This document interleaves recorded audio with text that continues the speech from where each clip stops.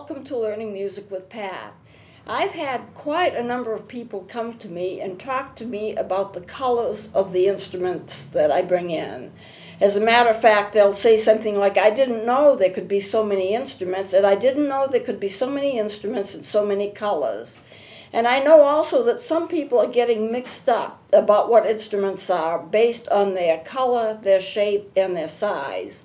I know that I played a saxophone solo around Christmas time, and somebody thought I was playing a French horn. And that was a mistake on their part. This is a saxophone, the way the saxophone looks with the curve. And most of them have those curves, but not all of them. I didn't have a chance to bring in a picture of a French horn, but I found this little, it's a Christmas ornament. And it's shaped pretty much like a French horn, just in very miniature size. The French horn is a curve. It's a circle with a bell on one side and a mouthpiece on the other, and a lot of tubing in between, with 3 keys that a person uses to adjust the tones. It does not look anything like a saxophone, but they made that mistake. And on another occasion, I played a bass solo, and I didn't bring the bass, and I just had too much to carry, but I played the bass, and the bass has a little curve in it, and then it goes straight down. And they thought I was playing a saxophone because it had a curve in it, and saxophones have that curve. And there have been other mistakes made, you know, people thinking that I was playing instruments that I wasn't. I played a straight soprano sax once, and somebody said, "Oh, I'm so glad you brought your clarinet." Well, this is the clarinet. And the same picture over here, except not as large. This is the clarinet, straight down, just real straight. The straight soprano saxophone has no curves. It's like you're looking from here to here. It's smaller than a regular saxophone. There are no curves, but it gets wider as it goes down, and it's usually gold or silver. Mine is gold, and it has keys and so forth. So if you can kind of skip this, and skip this, and look at this, it'll look somewhat like a soprano saxophone, but certainly not at all like a clarinet. So I decided that today I might do a fun little thing and just emphasize the colors and the shapes of instruments and what that means, what it means to you when you're trying to identify an instrument. And I'll probably end up by doing it in 2 segments rather than 1, because as you can see, if anyone can scan all of these instruments, I have a number of instruments here of many colors. I'm a person who loves color. And I make no bones about it. Sometimes I'll see an instrument and I'll buy it simply because I like the way it looks. And sometimes the instruments are very inexpensive, more like toys than not. But they're beautiful to look at, and some of them play very well. So I want to just get started on this. The next time that we meet after this session, I'm going to go into lacquering of instruments. When you buy an instrument like a saxophone or a flute, or in the brass instruments, trombones, trumpets, French horns, and so forth, they come brightly colored. They come like they're shiny and bright, and you don't have to polish them. And that's because of the way that they've been lacquered. And they usually come in copper, gold, or silver, or a combination of them. So I'm going to be doing more on that. I couldn't do it today. I just could not bring as many instruments in as I need to demonstrate that. So we'll do the colors, and most of these instruments here are either going to be C melody recorders or they're going to be simple wind instruments. I want to tell you to begin with, you cannot judge the value of an instrument, how well it's going to play, how well it's going to sound, on the basis of its size or its shape or its color.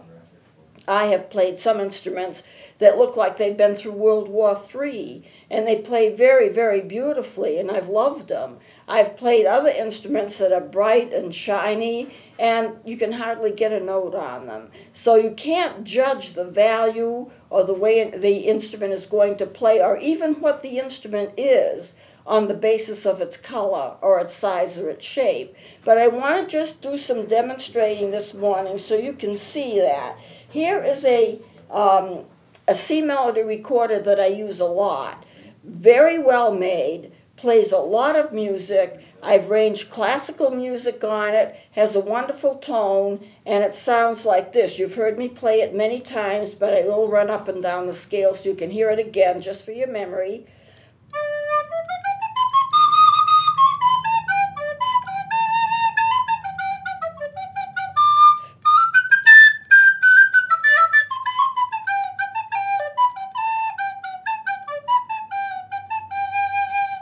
All right, this is a fairly expensive instrument, but it's a really good one.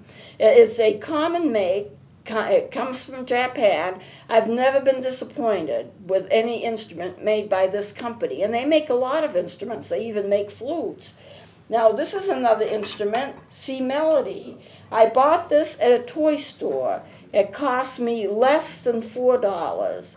I bought it principally because of its color, but I also noticed on the front it said a real recorder, not a toy. And on the back of the packaging it said, it had a fingering chart to show you where you put your fingers. Listen to it play. Now we're talking less than $4 here.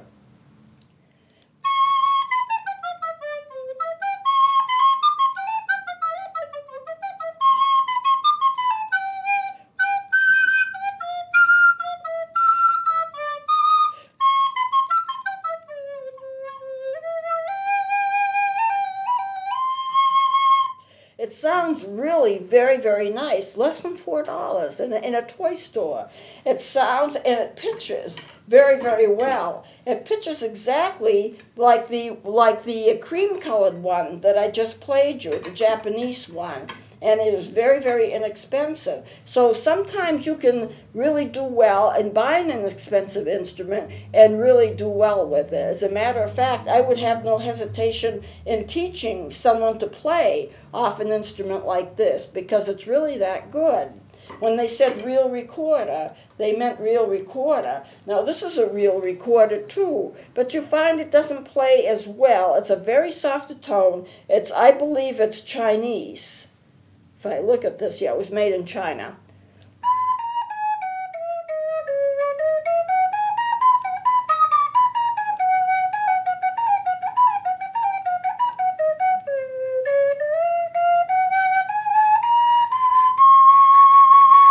It's harder to get the higher notes on it.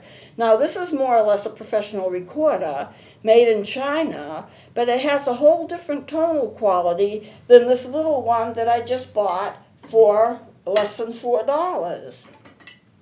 Now, C Melody recorders come in different sizes, in different colors and so forth. I think, and I want to just make this comment, if you were to listen to a professional orchestra play, if you were to go to a concert of a professional orchestra, a symphony orchestra, let's say, you would not find brightly colored instruments. You would find the instruments are grayish, silver, some gold, wood. The finest instruments are basically made out of wood when you're talking about woodwinds. But other brass instruments, they're not that colorful. I mean, they're either gold or silver, or sometimes copper as well, but they're not that colorful. Where you find the more colorful instruments are the native instruments, wind instruments. You find a lot of color there. So my instruments, the best ones that I have, are either going to be cream color, I could call it white, but it's not a stark white, or the brown ones, this is plastic, or the wooden ones. This is truly a wooden instrument.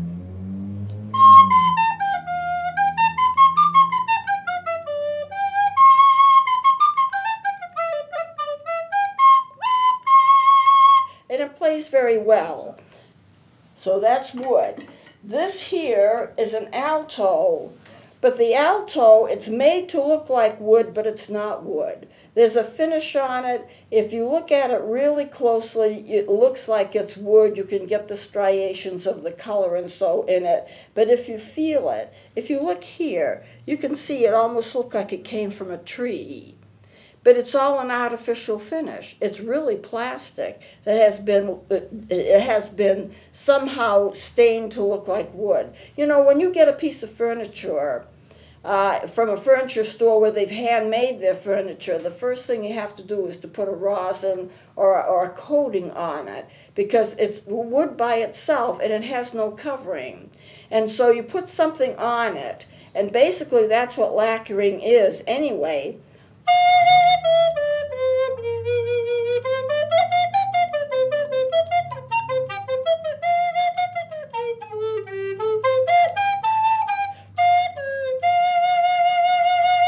Very nice tone. It's a plastic, but it's a very nice one. Now, some of the instruments come in different colors depending upon what their size is. This is a penny whistle.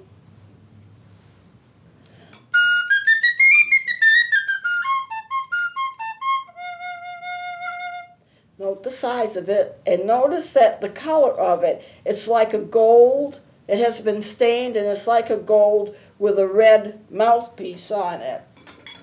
This is also gold, smaller, with a red mouthpiece on it.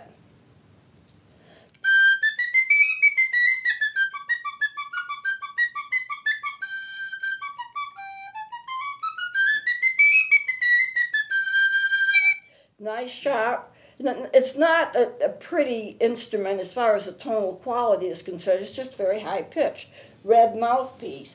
You can also get them with green mouthpieces. Most penny whistles that I have are actually silver, like this one, and it has a blue mouthpiece. So you can get red, green, and blue mouthpieces. I didn't happen to bring the one with the green in it, but I brought the gold with the red and the blue and the silver.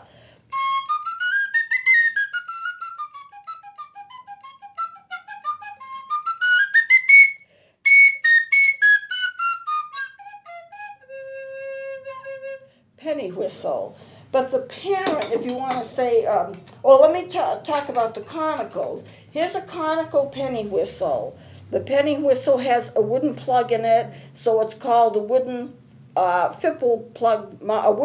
fipple mouthpiece. And it's conical, which means it comes to a point. This one is silver. Let me just play a few notes.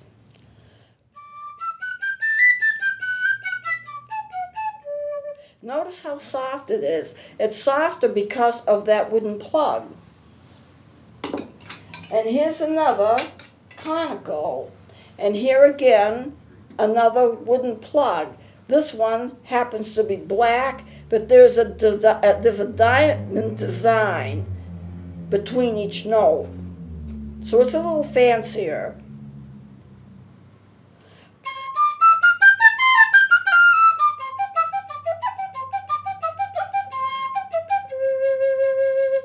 Okay, a conical penny whistle. Most of the penny whistles that you will see are actually like this one here, straight down, not conical, made out of silver with either a bluish or greenish or reddish mouthpiece. There are a couple more. These are conicals as well. They're made in England, made by Sweet Tone, and they also come to a point, and you have a regular fipple mouthpiece to them. There's no wood plug to it. So let me just give you a couple of notes on these.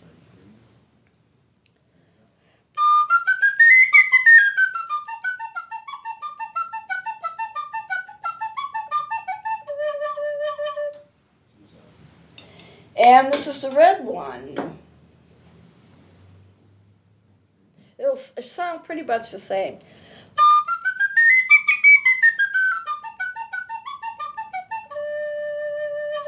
Now, these instruments are different colored. Some are fipple mouthpiece, some have a wooden plug to the fipple mouthpiece. But since it's a penny whistle, you will find that the largest penny whistle is black. And this is the low D penny whistle. It's very, very hard to play, not in the fact that it's hard to blow into it, but the finger stretches are very far apart.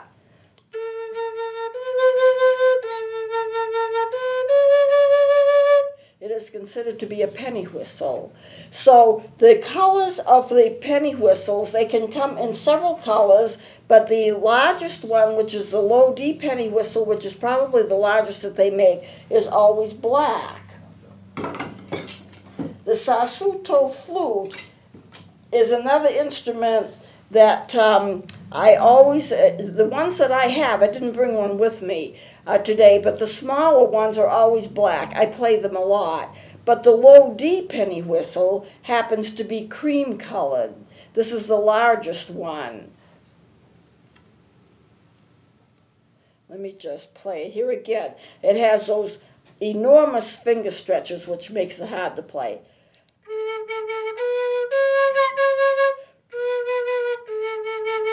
I have played it slower songs on it because you have to take the time to get your fingers right in the position they need to be. And as I said the last time I did a show, it's not so much the length of the fingers which are important, but the width of them, because you have to, in these larger, in these larger instruments, really stretch them out.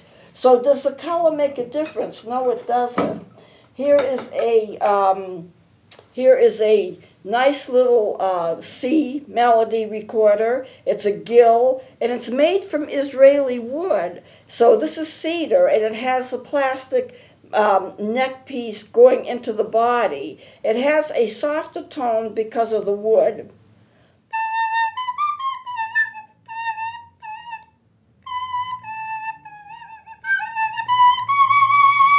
So it's a little bit different because of the wood. You have to get used to it. You have to get used to playing it. But it's a very nice instrument. I've done a lot of work with that. Some instruments are always a certain traditional color. Here is a tonette. Here is a song flute. They always come in black. I've never seen them in anything else but black. The tonette, oops, let me play the tonette first. It's the softer of the two, and I mentioned before, if you look at the way that it's fingered, the fingers are all very, very close together, and you even have a place to put your little finger, and it's not a tone hole, it's just a place to rest it.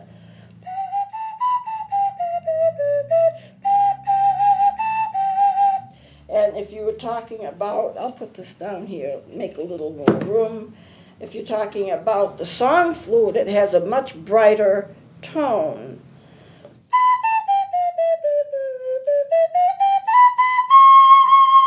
This is all black. So some of these instruments are all the same color. The flutophones will always be either white with a red trim, which is what I usually play when I play them. I do play them occasionally.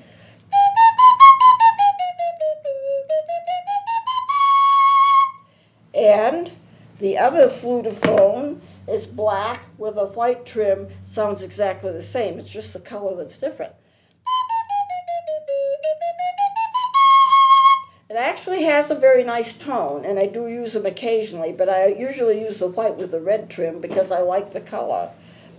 People will choose instruments because of color. Now I want to go over these Peruvian flutes. I brought 3 of them. I have more than that. The red one, you've seen these before. They're kind of hand-carved, and they have these very pretty designs on them. The purple one, let me put this down. The purple one, which is very attractive to look at, and they have the Fipple mouthpieces, and they do play, and I've played them here. And the green one, I have a couple of green ones. This is one of them. This one has a tone hole in the back. Some do and some don't. But it's very attractive to look at. People love color, and I like to bring in instruments that have color because they love to see them. And you don't find too many people that have them either. For other colors of the recorders, I'm just going to show you what you can get in a recorder. These two, green and orange, it looks like it's a 3-part instrument that you can pull apart. It is not. The colors are bright green and orange. You cannot move it apart. If I tried to do that, I would break it. And this one here, made by the same company, is kind of an aqua and a pink. Bluish aqua and pink. Why do they make them of those colors? Because they attract people, and people will buy things out of color. Let me see how well these play. They may not.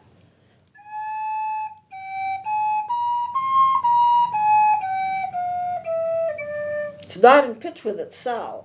So this would be considered more like a toy, and I imagine this would sound just exactly the same, but we'll see.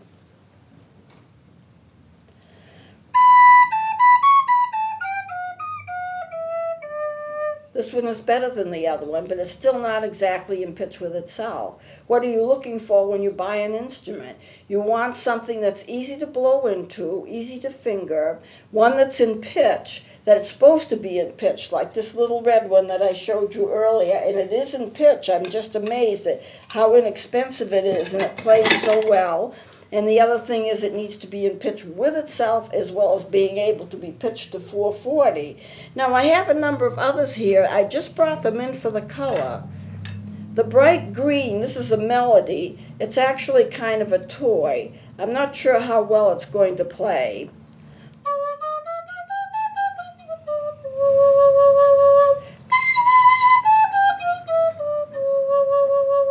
You know, they say you get what you pay for, but sometimes you get more than what you pay for. This is very attractive. It isn't anything you'd ever want to do a solo on. This bright green, green is one of my favorite colors. I don't particularly like blue, but I really like green. And this is a green one, and I bought it particularly because I love the color of it.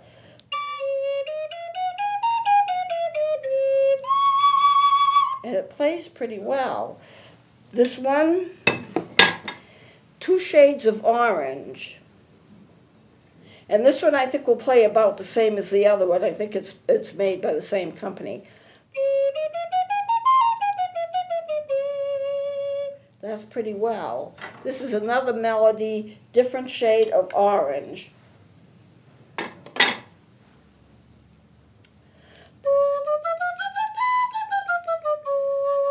Not too bad, but not really in pitch with itself. Now this one is pink. I don't think it does very well, but this is a pink one. This is a pink one, different shades of pink. Should you buy instruments based on color? Well, if you really want to play them, play well with them, you want to make sure you get one that's decent. Sometimes you can buy an inexpensive instrument and you really luck out with it and it's very good. Other times, not so much. The toy company where I bought this little red one, they have them in other colors, and I imagine they all play about the same. Here's a yellow, one of my favorite colors. It's kind of a chartreuse, greenish yellow. You can see through it. Sometimes I buy instruments that you can see through. The reason is you can see what's happening with the air sometimes if you're doing it, where it fogs up and so forth. These two here, you can see through them. One is blue and one is kind of orangey red. I'm not crazy about blue. It's not my favorite color, but this shade I like. Kind of a bluish purple or a brilliant blue I like. Other than that, I usually stay away from the blue simply because I don't like the color. You have a blue and an aqua and a purple here. Purple or lavender, very nice. This is kind of an aqua. These have got sparklies on them, so you can see them. And this blue is really kind of an attractive blue. So blue, green, and the aqua. Now, does it make a difference in how they play? Not at all. When you go into a store with inexpensive, packaged up recorders or other instruments, you take a chance as to whether they play or not. If they're that inexpensive, you almost don't care. You're not losing much if it doesn't play well. I bought this clear one for the purpose of being able to teach with it so students could see what happens with the air column when you blow into it. It looks like there are little levers and so forth in the inside of it, probably directing the air so it'll play. You would never see that on a recorder that was solid or had coloring in it because you wouldn't be able to see it. And this one here is blue and white. Actually, it plays quite well, and I have used it some. So does it make a difference in terms of what you get for color? People do misunderstand and judge instruments falsely on the basis of their color or their size or their shape.